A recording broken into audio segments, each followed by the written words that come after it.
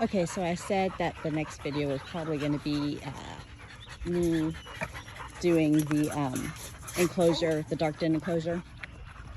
I did get my glass in. I do have it, and I am going to be starting it.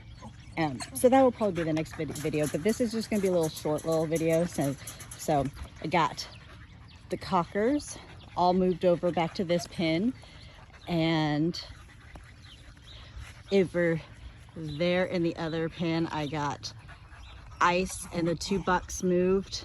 Look at all the grass they're gonna have. That grass is like about to my waist. Well, so Ice comes right to my waist, which I don't know.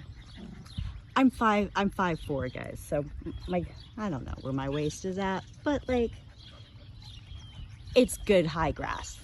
I think over in there it's like up to my chest. So the goats are going to be eating plenty of grass for a while. But as you can see, this yard was getting pretty bare for the mamas and the babies. And the yard where the bucks was at was getting pretty low too. So we're going to let all those grow back up. I'll have to move the bucklings here in 2 weeks. I think 2 weeks. Yeah, we have 2 bucklings that will have to be moved, have to be weaned. And then I'm going to be selling all the babies except for the 2 that we're going to keep, are going to be getting sold. We have somebody that's going to come and get them. Look how well this is working out. So we do have Boston Terrier puppies. Belle had puppies. I'll show you. I'll do a little quick video of puppies here later, because I haven't done any videos of puppies. I was going to show you all the babies got moved over here. I haven't got my cameras up yet, so I'm really hoping nothing happens, because I'm not sure if my cameras are going to work right. But I was going to show you, I got all the babies moved over here. We've been dealing with mud. Dark and Cinnamon are going to argue. So Dark kind of established, when she was over here by herself, Dark, the black one, she kind of established herd queen when Cinnamon wasn't here. But Cinnamon, the brown one, is the herd queen. And so since I moved Cinnamon back over here, they have to reestablish their pecking order. All the babies got moved. There's a group of them. So the darker colored little bit orange baby behind Lily, the one that has more color, that's a buckling. And then right there, Coco's little baby. So the darker colored one that's laying closer to Coco is the other buckling. That one is Butterscotch. And then that is one of Cinnamon's babies that technically Licorice is now feeding. And then Cinnamon feeds her other baby. But then there's the babies. And so our buildings, see my horrible yucky building that I threw together, and like me and my son-in-law threw that together in the middle of snow and freezing weather right before all that really bad stuff in 2021. We threw that together while we were out here freezing, and so it was never supposed to be permanent. So we've got the new buildings coming, but they have told us now it's going to be June before we get those buildings. But anyway, it's going to be a very nice loafing shed, goat shed, or goat barn. So this crappy thing is going to get taken apart.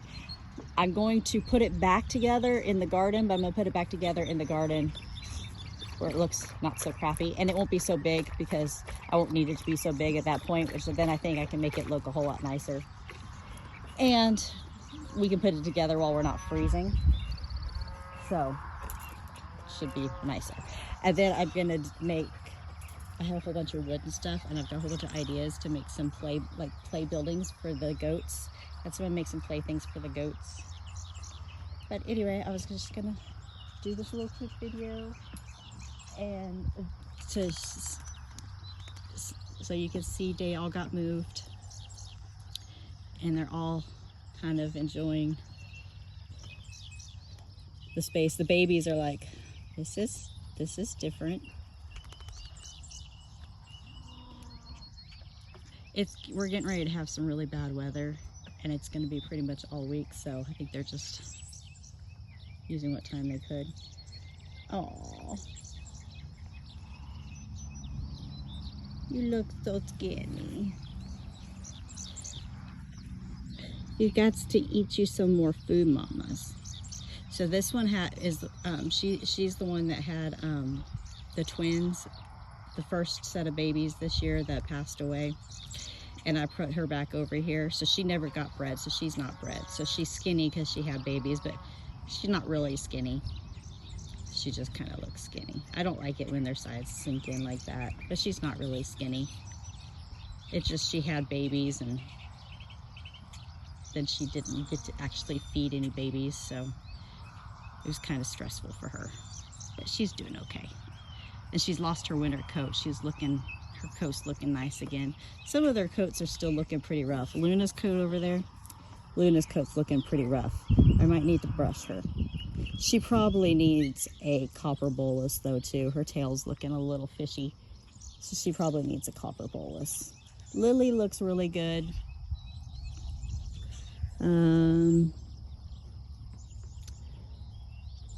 Brownie, she just needs her coat brushed out. Her coat's kind of just shaggy. Vanilla's coat looks really nice. Dark and chocolate's coats look nice. Oreo's coat looks nice.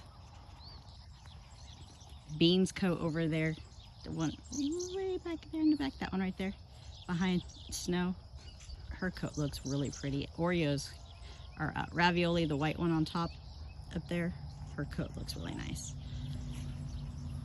Silver Fox needs to lose a little bit, but she looks like she needs a copper bolus too. A few of these guys need some copper, so I'm gonna have to bring them out some copper. So anyway, I just want you guys to see.